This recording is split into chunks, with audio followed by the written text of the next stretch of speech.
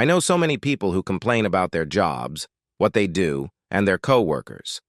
I hear endless stories about men who flirt with married women at the office, married women who cheat on their husbands, and just plain liars, schemers, and careerists. These stories always feature unreasonable bosses, unpaid overtime, and so many teenage coworkers that I can't remember them all. For a long time, I found these stories somewhat amusing. It was like listening to scary stories around a campfire. It wasn't real. It was just ridiculous fiction, made up to scare and entertain. At least that was until it became real and the pain hit me personally. My name is Ben Gregory. I'm 29 years old and I'm a civil engineer. I design bridges, roadways, and things like that. My wife is Alexandria. We call her Alex. She's a year younger than me, works as an office manager at a small law firm, and I adore her. I've never cheated on Alex, never would, and trust her completely. Our life isn't particularly exciting, but it has everything we need. In the morning, I wake up and see her sleeping peacefully next to me, and a couple of times a week, we manage to go to bed early to talk, cuddle, and make love. If there is a better life, I don't know it. But here's the best part of my story. Somehow, and I honestly don't know how, my wife and I landed jobs where we don't have to deal with all that office drama. We both found jobs in great offices with wonderful people who have become our loyal friends. So our life is pretty boring, right? How do I know about all this teenage office madness? Well, there's no such thing as a perfect job, and there are a couple of bad apples in every barrel. Plus, we have neighbors, and our neighbors have friends. We also belong to a few clubs, gardening, cycling, etc., and go to the gym. Inevitably, from time to time, we come across someone who doesn't know how to behave. I sincerely believe that most people are good, but it seems like at every party or picnic there's always one jerk you keep an eye on when he's talking to your wife. For example, she told me never to let one neighbor be alone with her. He once cornered her in the kitchen and she doesn't trust him. As long as she keeps him in check and he behaves himself, he can keep his teeth. But if he crosses the line, he'll lose them. I gave her my word. So, as you can see, I trust my wife, but I take these jerks seriously. It was Friday night. Alex and I went out to dinner and dancing with some friends at one of the best hotels in the next town. We try to go out to dinner every 2 weeks and dancing once a month. Sometimes it's just nice to get out of town. I'm a terrible dancer, but I love holding my wife in my arms, moving to the music, and concentrating hard not to step on her feet. When we go out with good friends who share our values, we often switch partners for a dance or two. I dance with my friend's wife, and my friend dances with Alex. It's perfectly normal. We were with two couples, Sean and Debbie O'Malley, and Ned and Janet Davis. Sean is another engineer I work with, and Janet does accounting and payroll. I was dancing with Debbie when she nudged me and said, "Don't look." But isn't that Barbara Perkins? And isn't that her husband David with her? How can you not look when someone says, "Don't look"? We slowly turned around on the dance floor until I saw the object of Debbie's interest, and yes, it was Barbara, and it wasn't her husband. Normally, it wouldn't have mattered much. David could have been in the parking lot. The guy could have been her brother or cousin. But I knew from the office that David was out of town on company business. And the way she looked into his eyes and pressed his hand to her chest quickly ruled out the brother or cousin theory. We decided to stay inconspicuous for now, keep our distance, and see what happened next. For the next half hour, we watched them kiss at the table. The mysterious man was full of passion all night, and Barbara was well aware of his condition. Soon, all 6 of us had seen enough. We tried not to pay attention to it, but it was literally an elephant in the room, or at least an elephant's trunk. David was our friend, and we didn't like what we were seeing. We didn't like it one bit.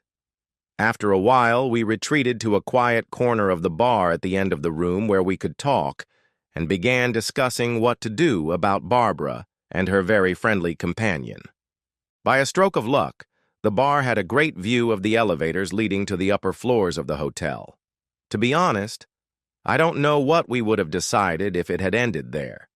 But about an hour after we left the bar, we saw Barbara and her very nice friend get into the elevator and go up to the 7th floor. There were only hotel rooms there. That is, bedrooms. We all looked at each other. No one said a word. No one had any doubts. Barbara was cheating on our good friend, and we were in an awkward position knowing about it. What do you do in a situation like that? If I were David, I would certainly want to know, but what about him? We briefly considered that he might already know, but David wasn't the type to engage in swinging. Opinions at the table were divided. The men wanted to tell David. The wives said, "Don't get involved. It's none of your business." Husbands really have a talent for saying the wrong thing at the wrong time, and I'm no exception. I said to my wife, "So if I cheated on you with some bimbo, you wouldn't want your friends to tell you about it?" I was just asking a question, but we drove home in an icy silence that evening. I don't think I was the only husband who argued with his loving wife that evening. For the sake of self-preservation, I avoided the subject on Saturday. On Sunday afternoon, I met up with Sean and Ned, and by that point we had only one thing to talk about: what to do about David. The thing is, we all love David. He's a great guy. He's the kind of person who will drop everything to help you out, listen to you when you're thinking through a technical problem, and give you the shirt off his back if you need it. We believed we loved Barbara too, but that was changing fast. There's always someone who thinks faster than me, or maybe many people think faster than me. But I was still surprised when Sean took out his cell phone and showed us a series of photos and videos he had taken when none of us were looking. They started with Barbara kissing at the table and then dancing with her good friend. Then Sean showed us a video, the last frame of which showed the two lovers walking arm in arm into an elevator. Ned got straight to the point. "Sean, that's divorce you're holding there, you know that, right?" "Yes, and what am I supposed to do with it?" "Ben said it on Friday night. If you were David, wouldn't you want to know?" "Of course I would. First, I'd ask you to take my guns out of the house, and then I'd want to know." I looked at both of my friends, and we all believed the same thing. We couldn't stand by and watch her cheat on our good friend. We had to find out, and we would figure out how to get our wives involved once we were sure. Sean, Ned, and I decided that this job was best left to the professionals. I told you I had great friends, and we were willing to spend a little money to help one of our own. I contacted a private investigator named Harvey Madison, and we met with him on Monday afternoon. Harvey was completely absorbed in the case. He listened to our story, watched the video, asked pointed questions, and thought before giving his opinion. His initial opinion was as expected. "This is going to cost you." We knew that. "This David must be a good friend, or do you have other reasons for doing this?" We assured him that it was just friendship, and that we would be happy to be proven wrong. In fact, we wanted to be wrong. Hell, we weren't wrong, and we knew it. Harvey knew it too. There are two ways to do this. The first is completely legal and will probably cost you the most. The second is faster and may provide evidence that you can't use in a divorce, but if you're lucky, it will cost you less. Plus, it's more reliable. Either way, I can get you irrefutable proof of adultery, but you probably won't be able to use it in court. In any case, there's no fault in this state, and I'll be breaking the law a little. Well, we like this guy, but we weren't rich. Let's hear the second option first. "I'll give you a GPS tracker that you can install under the bumper of her car. Can you do that?" We all nodded. It was simple enough. She kept her car in their garage, but one of us could go there to borrow something and easily install the tracker. Installing the device on her car isn't exactly legal, but at least we won't have to spend so much time watching and following her. We'll know when she leaves, and it'll be easier to keep track of her. We all nodded like idiots, looked at each other, and mentally wrote checks from our accounts. Any ideas when she'll try that again? We knew. David was in a difficult phase of his latest project. Construction was behind schedule, so he was meeting with management and doing his own inspections on weekends while the builders worked around the clock. He was due to leave town again on Friday morning and wouldn't be back until Sunday. I'll tell 2 members of my team to be ready on Friday evening. You'll attach this device securely to the chassis of her car. Then we'll follow her wherever she goes. Harvey decided to use a team that could pass themselves off as a couple so they could move freely around the hotel without attracting attention. He had obviously done this before. What if that bastard gets behind the wheel? Most likely, yes, but she'll meet him somewhere first. My people are good. They won't let them get away. And if there's an opportunity to attach a device to his car along the way, I'll just bill you for another tracker. If we're lucky, it'll take 1 night. If we need a second night, it'll be easier and cheaper to attach the device to his car the second time around. We probably won't get anything too intimate, but at least we'll be able to record when they arrive at the room and when they leave. If they behave as you describe, her behavior won't pass the husband test, and we'll be able to get enough information. What is the husband test? Would her husband approve of what she's doing? No, she wouldn't pass the husband test. We can live with that. Do you want to know this jerk's name? We didn't find out the guy's name, but we suggested Harvey keep the information in case David wanted to know. We were already more involved in this than we had anticipated. The rest of the week passed without incident. The hardest part was not saying anything to David. It felt like we were just watching him walk off a cliff and doing nothing, but we knew it would be worse if we scared him and turned out to be wrong. On Wednesday after dinner, I went to David's house unannounced and borrowed his trimmer. Barbara kissed me on the cheek when she greeted me, and I felt like I'd been bitten by a snake. David took me to the garage, and while commenting on the rust on Barbara's car, I slipped my hand under the fender and tightened the fasteners so David wouldn't notice. Friday, Saturday, and Sunday passed. I invited Alex to dinner at a local restaurant, hoping we wouldn't run into Barbara and her lover. On Monday morning, Sean, Ned, and I received a text message asking us to meet with Harvey later that day. We weren't surprised by the outcome. Barbara and her good friend had spent Friday night in room 623 of the same hotel and didn't leave until late Saturday morning. Harvey's team had been lucky. They managed to get room 621 and everything they needed to make very clear audio recordings through the wall between the rooms. They also had a small digital camera with a lens that allowed them to shoot backwards through the peephole on the hotel room door, so they got some pretty nasty video of what was going on inside. The couple in love was in no hurry to turn off the lights. Now we had to make a decision, but before we did, we had to let our wives in on the plan. "What have you done?" "Honey, Don't give me that. You hired a private investigator without consulting me, and you've been spying on Barbara?" "Yes, but..." "What if you're wrong? How am I supposed to look her in the eye after you followed her and invaded her privacy?" "Honey, I was worried about David. I did it for him." "What if she finds out?" "Then what?" "Enough! Now listen to me. When we got married, we talked about the importance of loyalty. That doesn't just apply to us, but to our friends and family, too. That lying bitch is cheating on David, and David is my friend.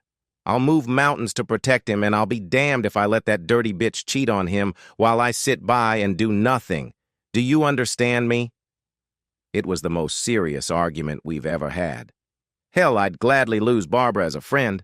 I don't need a friend who treats her husband like that, and when everything comes out, I'll tell her to her face that she's no longer welcome in this house.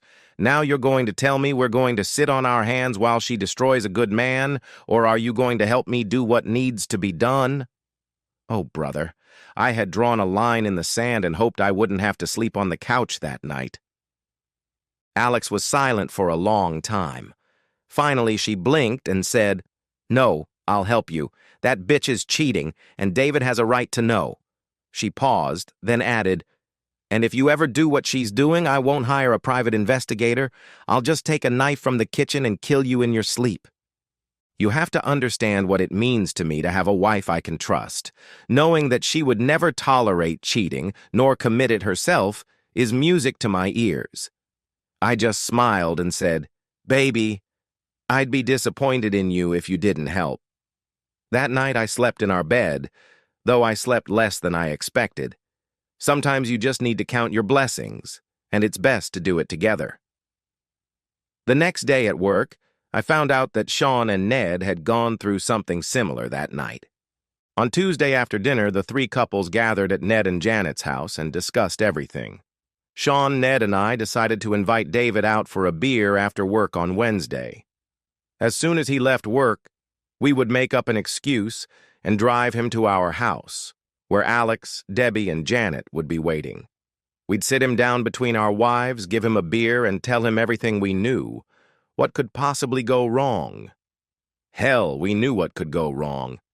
We were about to rip our friend's heart out and try to save his life when we did it. Everything could go wrong. Wednesday was a painfully slow day. I tried to keep myself busy, but I didn't do anything. Sean, Ned, and I stuck to the plan. After work, we invited David out for a beer, and he gladly accepted. As we headed to the car, Ned said, "I need to stop by my place for a minute. It won't take long."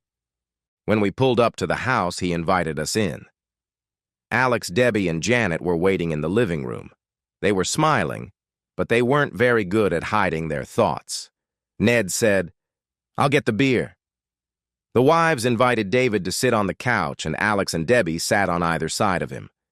Janet sat on the arm of the couch, and Sean and I pulled 2 chairs from the dining room and pulled them up to it. Ned joined us, put the beer on the coffee table, and the room took on the unmistakable atmosphere of an intervention. David looked around the room and asked, "What's going on? Why is everyone acting so strange?" Sean began, "David, you know we love you, man. We really do. We would never want to hurt you like this. Oh, damn, this is so hard." The wives backed up Sean. They held David's arms tightly, pressed themselves against his shoulders, and repeated Sean's words. Ned chimed in. "David, 2 Fridays ago, we went out to dinner and dancing. You were on the road, remember?" We all took turns telling him. He refused to believe us. We didn't rush him. He got angry. We had photos and videos. Then we showed him Harvey's report, played the audio recording and a short video taken through the peephole. We walked him through all the evidence and explained everything to him. Step by step, we destroyed our friend. There were a lot of tears that night, and not just from David. No one felt good about what we had done. We told ourselves that if we were in his shoes, we would want to know too. In the end, even the wives agreed. But we still caused our friend terrible pain and suffering, and we felt sorry for him. David stayed the night at Ned and Janet's house. Janet called Barbara and told her we had all had too much to drink, and she accepted that explanation. In the morning, Alex and I returned home, and we all had breakfast together. Whether David slept that night or not, on Thursday morning he was a different man. He knew the truth. He knew what he wanted. There was no forgiveness in him. The first thing he did after breakfast was call a lawyer he knew and get the name of a good divorce attorney. The second call got him an appointment before lunch. The third call got him the day off.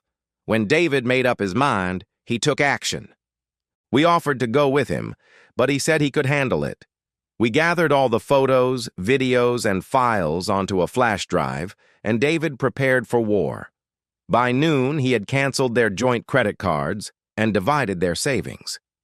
In the afternoon, he went to work to remove her from his retirement account, but on the advice of his lawyer, he left her on his insurance. At 5:30 p.m., he went home to talk to his wife. None of us witnessed the scene, but we knew the neighbors and got a brief account. They didn't hear any shouting. There was no sound of breaking lamps or glassware. David entered the house, and about an hour later, Barbara ran out of the house with a suitcase, sobbing and barely able to stand. She collapsed into the car, cried for a while, and eventually drove away. From the moment she left the house until she drove away, David stood on the porch and watched his future ex-wife walk away from their marriage. I want to say that it was all over except for the court proceedings, but that would be untrue. It is impossible to painlessly break up a 7-year relationship and a 5-year marriage. For the next few months, David was an unofficial member of 3 families. Most of the time, he joined one of the families for dinner. We went to sports games, stopped by the bar after work, and played a lot of golf on the weekends. He even went to a few parties with us where the wives wouldn't let him off the dance floor. The day his divorce was finalized was a difficult day for David. We drank too much and suffered from a terrible hangover the next day. David was going through a divorce, but it was killing us. Wives are cunning little things. While we were trying to figure out how to tell David what we knew about Barbara, they didn't say a word about their plans to introduce David to all the women they knew. After a few nights of different women just showing up where we were, it became a running joke among the guys. I wonder who they're bringing tonight. Blonde, brunette, or redhead? We let our wives hear our guesses. We even started betting on their breast size. Okay, we kept that part to ourselves. It's been a year since David's divorce, and he seems to be doing well. He's not dating anyone yet, and all his friends agree that it's the best decision for now. You have to take it slowly. You have to get over one breakup before you start a new one. We're not worried. David is a great catch, and if our wives have any say in the matter, he won't be single for long. There is one dark aspect of this story that I must mention. David is not the kind of man who seeks revenge. Fortunately, we do. After fantasizing about various scenarios in which we broke Mr. Bonner's knees and kicked him in the balls, we settled on a much simpler solution that didn't involve jail time for any of us. We gave his wife copies of everything we had. We decided she would be better off without him, and Mrs. Bonner agreed. This is a true story, and in real life, most wives are faithful. Friends don't betray each other, and people are more honest than they are given credit for. David is recovering, and we are no longer as worried about him as we used to be. All 3 couples talked and reflected on what David had been through, and we all prayed for life and for our wives.